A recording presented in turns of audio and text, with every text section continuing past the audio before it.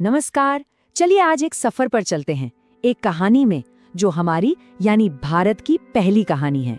एक ऐसा सफर जो पत्थर के पहले औजार से शुरू हुआ और शानदार शहरों तक जा पहुंचा।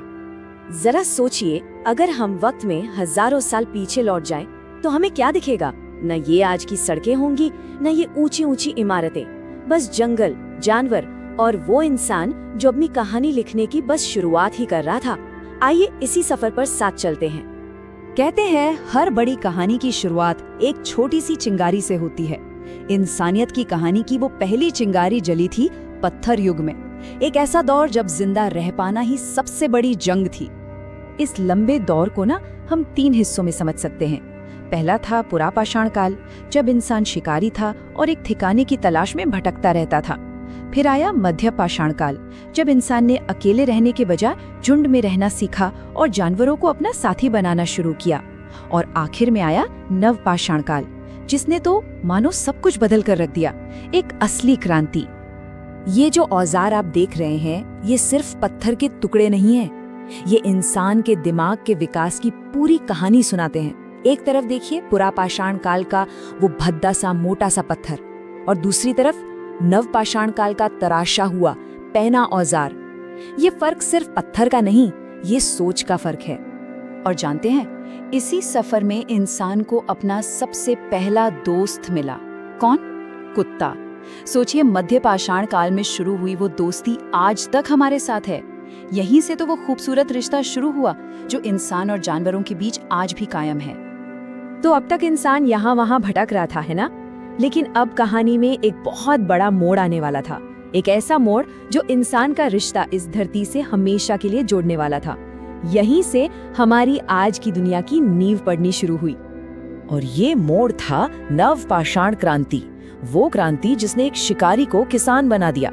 सोचकर देखिए, जब इंसान ने पहली बार सीखा कि अरे हम तो खाना उगा भी सकते हैं, जैसे गेहूं और जौ, तो उसे भटकने की जरूरत ही नहीं रही। उसे एक वजह मिल गई, एक जगह टिकने की। और बस यहीं से बसे पहले घर, पहले गांव। जानवरों को पालने से काम आसान हो गया, और फिर पहिए और मिट्टी के बर्तनों के आविष्कार ने रोज की जिंदगी को पूरी तरह बदल डाला।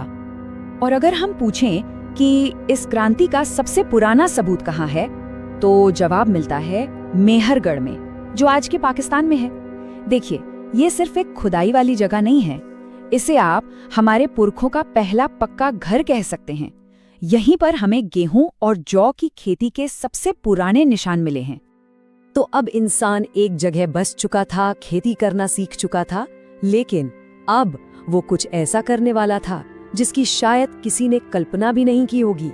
उसने बस्तियों को शहरों में बदलना शुरू कर दिया, और यहीं नदियों के किनारे जन्म हुआ भारत की पहली महान शहरी सभ्यता का। जी हाँ, हम बात कर रहे हैं सिंधु घाटी सभ्यता की। और कमाल की बात यह है कि ये अकेली नहीं थी। दुनिया के दूसरे कोनों में, जैसे मेसोपोटामिया, मिस्र और चीन में जब बड़ी बड़ी सभ्यताएं बन रही थीं, ठीक उसी समय यहाँ हमारे पूर्वज एक पूरी की पूरी शहरी दुनिया बसा रहे थे। कमाल है ना? लेकिन सोचिए, हजारों साल तक ये पूरी की पूरी दुनिया जमीन के नीचे दफन रही, किसी को पता तक नहीं था। और इसकी खोज की कहानी वो भी किसी जासूसी फिल्म से कम नहीं है। शुरुआत हुई 1826 में, जब चार्ल्स मेसन नाम के एक शख्स ने पहली बार इन खंडरों पर गौर किया। लेकिन असली कहानी तो शुरू हुई 1921 और 22 में, जब दयाराम साहनी और आर.डी. बनर्जी ने हड़प्पा और मोहनजोदाड़ो की खुदाई की और मानो एक खोया हुआ संसार दुनिया के सामने ला खड़ा किया। तो तैयार है? आइए अब इन खोए हुए शहरों की एक सैर पर चलते हैं और देखते हैं कि क्या सच में ये शहर इतने कमाल के थे, शायद आज के शहरों से भी बेहतर। सबसे पहले रुकते हैं मोहनजोदड़ो में, और ये देखिए यहाँ का महान स्नानागार। जरा इसके आकार को देखिए, ये कोई मामूली स्विमिंग पूल नहीं था। ये उनके सामाजिक जीवन का, उनके धार्मिक अनुष्ठानों का एक तरह से केंद्र था, दिल था। ये बताता है कि उनके लिए साफ सफाई और साथ मिलकर रहना कितना जरूरी था। पर इस शानदार शहर के नाम में एक रहस्य छुपा है। जानते हैं मोहनजोदड़ो का मतलब क्या होता है? सिंधी भाषा में इसका मतलब है मुर्दों का टीला।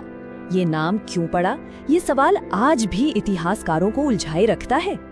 चलिए अब मोहनजोदड़ो से निकलते हैं और पहुंचते हैं गुजरात के लोथल में।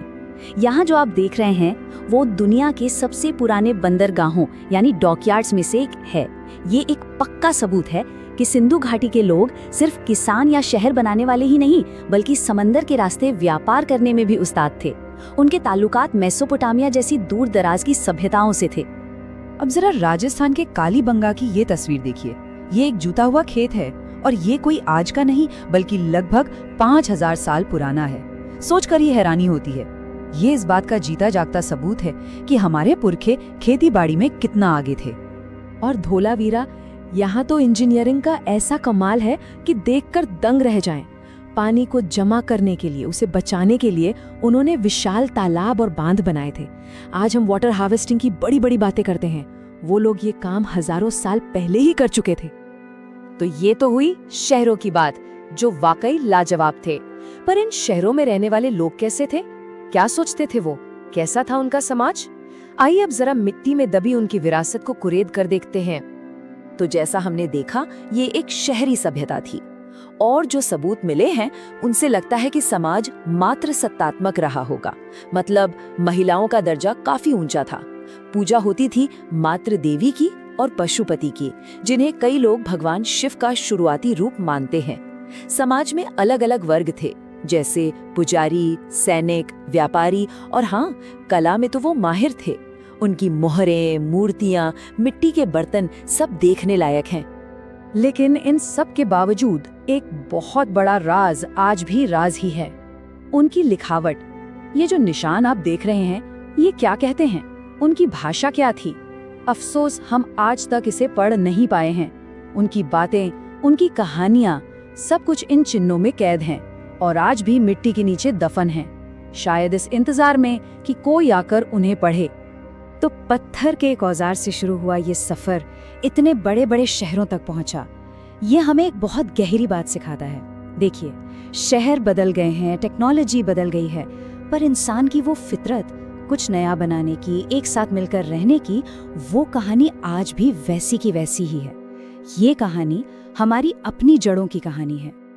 हमारे साथ इस सफर का हिस्सा बनने के लिए आपका बहुत बहुत शुक्रिया।